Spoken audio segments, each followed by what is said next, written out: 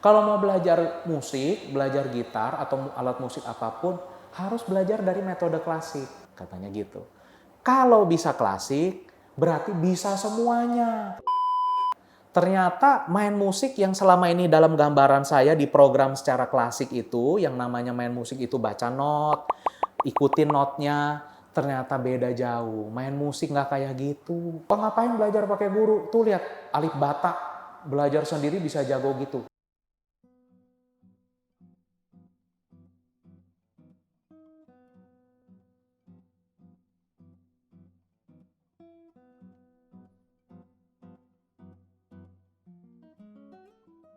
Poin ketiga yang saya mau bahas adalah small advice will make a huge difference.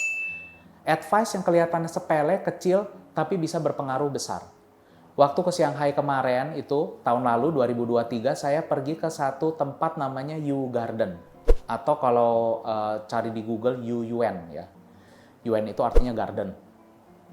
Nah, saya tuh nggak dikasih tahu waktu tahun 2023 lalu bahwa Yu Garden itu baru bagus kalau malam hari. Jadi saya pergi siang-siang. Padahal lampunya segala baru nyala tuh malam. Kalau siang apa yang mau nyala, lampunya nggak kelihatan. Nah saya tuh nggak tahu itu. Padahal saya udah nanya ke resepsionis hotel. Nah dia nggak kasih tahu saya. Nah tahun 2024 Evelyn kasih tahu itu bagusnya malam. Bahkan dibikinin rutenya. Sebelum pergi ke Yuyuan itu pergi dulu kemana, baru nanti searah pergi ke Yuyuan. Nah begitu saya pergi ke Yuyuan itu benar-benar pengalaman yang berbeda. Tempatnya sama, lokasinya persis, tapi pengalamannya beda jauh.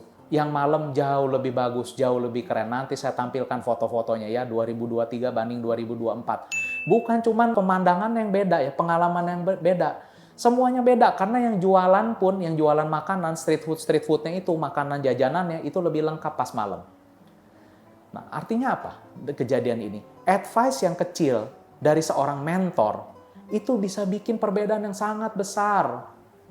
Itu penting banget loh. Jadi kadang-kadang ya ada orang meremehkan, oh ngajar gitar gitu doang ya, gue juga bisa begitu.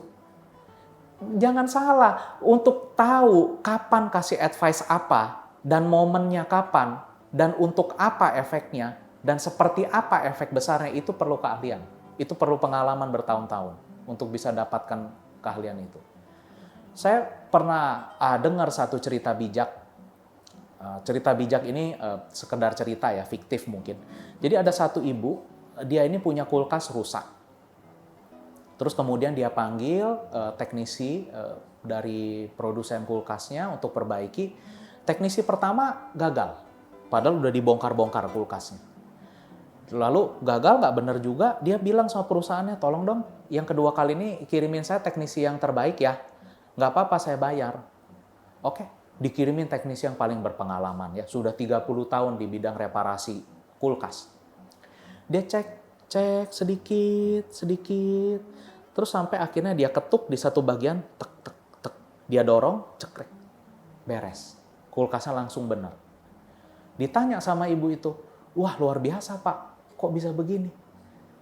Berapa biayanya? Ya, terus si teknisi itu bilang, biayanya 1 juta Bu.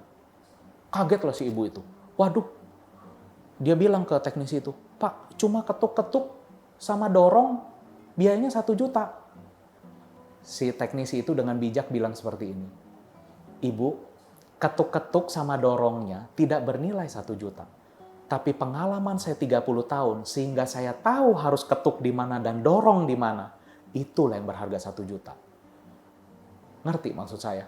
Itulah guru gitar yang terbaik. Dia bisa kasih advice yang kecil, satu gerakan kecil, satu kalimat kecil dari mulut dia, itu bisa mengubah pengalaman kalian dalam belajar gitar. Hal yang susah bisa diubah jadi gampang. Hal yang tadinya ruwet, jari yang tidak sampai, bisa diubah semuanya jadi gampang. Dengan catatan gurunya harus bagus dong. Kalau gurunya kurang bagus ya sama aja, ya nggak bakal terjadi, malah tambah nyasar juga, tambah amburadul ya. Nah sekarang kita balik ke konteks. Udah ya cerita Shanghai tadi udah ya, itu hanya sekedar analogi yang relevan dengan topik hari ini. Sekarang saya cerita, seperti apa sih guru gitar yang bagus itu? Saya berangkat belajar gitar itu dengan metode klasik ortodoks. Kenapa saya masuk ke metode klasik ortodoks? Saya mulai belajar gitar itu tahun 1999. Zaman itu tidak ada internet, tidak ada tutorial, ya. Facebook belum ada, baru adanya Friendster, Instagram apalagi, TikTok apalagi, nggak ada zaman itu. Jadi saya tidak ada sumber informasi.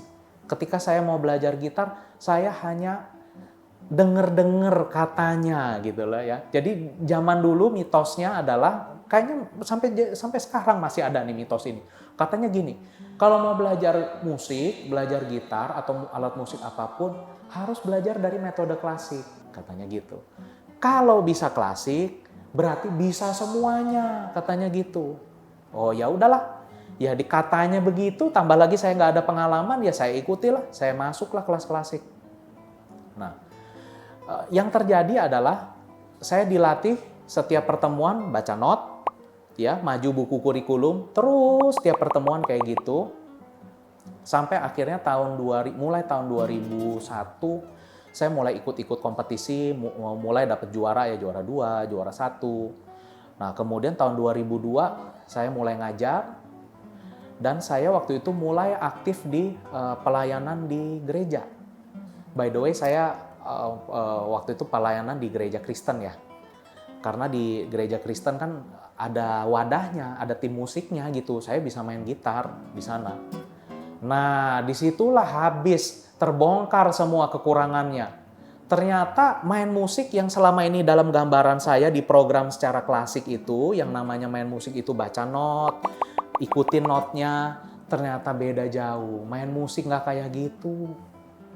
Main musik ada yang namanya pindah-pindah nada dasar, ada yang namanya nyesuaiin sama suara vokalis. Saya tidak pernah diajarkan sama sekali kayak gitu. Akhirnya saya nggak berkutik di situ, padahal saya udah jadi guru gitar loh, resmi lagi. Hebat nggak?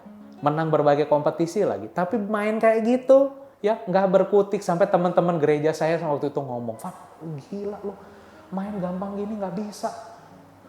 Padahal kan lu kan guru kan, juara kan. Kok main yang gampang begini nggak bisa?" Waktu saya dengan rendah hati saya bilang, "Aduh, minta maaf ya, saya benar-benar nggak tahu main musik ternyata kayak begini." Nah, disitulah saya baru terbongkar. Oh, ternyata hal yang dulu dianggap benar, yang katanya itu, yang katanya kalau bisa klasik bisa semua, ternyata enggak. Karena apa? Beda arah yang dibelajarin, beda jurusan, beda kutub. Yang satu belajar teknik dan motorik, yang satu lagi ketika kita main musik dalam kondisi yang sebenarnya kita butuh feeling, butuh pengetahuan teori, tangga nada, chord family, dan sebagainya. Dan ini nggak ada. Gitu loh. Kita difokuskan tuh main lagu buku, ikut ujian, ikut konser. Nah, akhirnya dari pengalaman ini, saya berevolusi, saya belajar lagi dengan satu guru gitar yang hebat sekali ya, Pak Jubing ya. Semua pasti tahu ya, Jubing Kristianto, master ya, dahsyat. Nah, Pak Jubing itulah yang membimbing saya.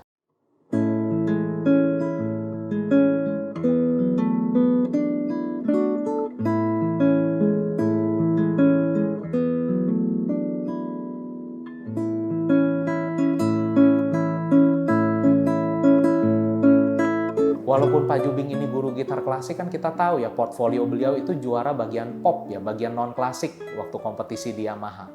Jadi baru saya diajarin mengenai ini, itu, saya dilatih untuk bisa main sekali denger langsung main, bisa bikin aransemen, ada melodi, ada chord, ada bass, gabungin jadi satu. Akhirnya dengan modal kemampuan seperti ini, akhirnya saya mengkombinasikan metode klasik yang dulu saya pelajari plus improvisasi itu menjadi metode ngajar ala saya sendiri. Yang akhirnya membuat les gitar saya jadi rame sendiri. Yang akhirnya bisa bikin saya seperti ini, punya studio, punya rumah dan sebagainya, beli gitar-gitar terbaik di dunia, koleksi, distributor, produksi gitar, punya workshop dan sebagainya. Nah, jadi ketika kalian mau belajar gitar, berdasarkan cerita saya tadi, kalian bisa ambil satu kesimpulan gitu. Maunya apa ketika belajar gitar? Mau kalau kita mau musik yang kita mainkan itu bisa membawa kebahagiaan bagi kita dan bagi orang-orang sekeliling kita, berarti kita harus apa? Harus fleksibel, benar nggak? Karena kan selera musik orang beda-beda kan? Kita harus bisa misalnya main di wedding, ya kita harus bisa main lagu-lagu yang bertema wedding. Main di gereja, harus bisa main lagu bertema gereja. Main di ulang tahun, harus bisa main lagu yang temanya juga sesuai dengan ulang tahun. Nah, kalau kita main cuma satu genre klasik doang, nah itu mau ditampilin di mana? Di wedding nggak kena. Lagu apa lagu klasik main di wedding? Kalaupun ditampilin, orang lain juga belum tentu bisa menikmati kan, karena karyanya kan kelas tinggi ya, kelas dahsyat itu ya, ruwet sekali ya. Nah, terus di ulang tahun nggak kena, ya kan? Bikin konten, misalnya zaman sekarang kan zaman sosial media, mau bikin konten, wah baru keluar nih film nih, Ghostbuster, mau bikin soundtracknya supaya film Ghostbuster-nya ngetop, saya juga upload di media sosial main film Ghostbuster, lagu filmnya maksudnya ya, supaya konten saya juga naik. Nggak bisa, kan nggak pernah diajarin cara bikin aransemen dan sebagainya, iya kan? Jadi nggak bisa bergerak kan ke arah mana-mana kan. Nah, kalian harus waspadai ini. Ketika belajar gitar, kalian mau yang mana? Kalau mau cuma mau ngejar sertifikat, ujian, ikut konser, ya betul, itu pakai metode klasik itu, ya cari yang metode klasik ortodoks. Tapi kalau kalian kepengen yang kejurusan yang satu lagi, yang bisa main fleksibel, main di gereja, bikin aransemen, bikin konten, improvisasi, bersenang-senang dengan musik, ya kalian harus cari yang sesuai dengan ini dong, tujuan kalian ini, jangan ambil yang ini, gitu loh. Nah, jadi saya berharap banget dari konten ini kalian tuh dapat gambaran ya. Pertama, belajar dengan guru gitar atau belajar dengan mentor itu adalah sesuatu yang sangat membantu, bisa membantu kalian dalam mencapai tujuan bermusik kalian dan juga membuat kalian menikmati proses bermain musik itu ya. Proses menikmati bermain musik itu adalah tujuan tertinggi dari main musik ya. Jadi bukan sertifikat, bukan ujian ya. Ya, tujuan tertinggi dalam bermain musik adalah membahagiakan diri kita sendiri dan berbagi kebahagiaan dengan orang lain. Itu satu ya. Jadi mengenai belajar dengan bantuan mentor atau guru gitar. Ya, kemudian kesimpulan yang kedua adalah ketika kalian sudah menyadari bahwa iya juga ya, benar juga ya, belajar dengan guru ternyata akan lebih terarah, akan banyak benefitnya dibanding saya otodidak. Nah, kalau ketika kalian udah ambil kesimpulan seperti itu, kalian juga harus memilih guru gitar yang terbaik, tempat les gitar yang tepat, ya. Karena kalau nggak tepat, bisa-bisa kayak saya dulu, ya. Jadi kita terjebak ke satu sistem yang membuat kemampuan kita ini kaku banget gitu. Bisanya mainnya itu doang. Kita nggak bisa kembangin lagi ke arah mana-mana lagi sesuai dengan apa yang kita lagi mau explore. Nah, terus sebagai penutup, saya juga mau cerita sedikit, ada mitos yang beredar di masyarakat Indonesia yang bilang kayak begini. Sering nggak kalian dengar? Wah, ngapain belajar pakai guru? Tuh lihat, Alif Bata belajar sendiri bisa jago gitu. Betul, itu betul banget. Saya fansnya Alif Bata.